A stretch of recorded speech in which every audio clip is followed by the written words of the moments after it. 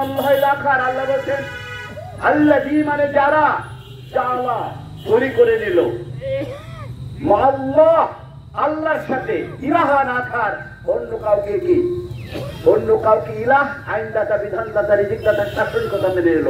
আল্লাহকে বাদ দিয়ে আল্লাহর সাথে কাউকে যারা কি করলো আইনদাতা মেনে নিল।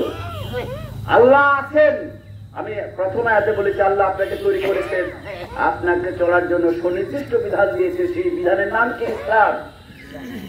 এই বিধানের সুনির্দিষ্ট নির্দিষ্ট চাল করার এবং হাদিস এই যে আছে এটা বাদ দিয়ে আপনি মানুষের তৈরি আইন প্রতিষ্ঠার জন্য অন্য কাউকে কি ইলাহ মেনে নিলেন, আইনদাতা মেনে নিলেন। আল্লাহ বলছেন ফালকি আযাব ইসরাতে ফেলে দাও তাকে। কিসের বিচার?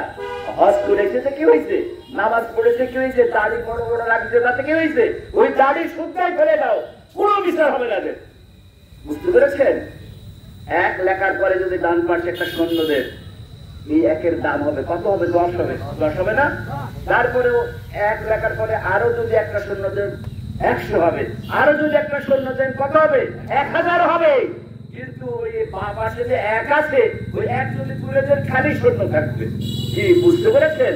আপনি আল্লাহকে বাদ দিয়ে আল্লাহর বিধানকে বাদ দিয়ে আল্লাহর আনুগত্য বাদ দিয়ে মানুষের আইন আনুগত্য প্রতিষ্ঠার মাধ্যমে মানুষের গোলামে পরিণত করতে চাচ্ছেন। জঘন্য অপরাধ।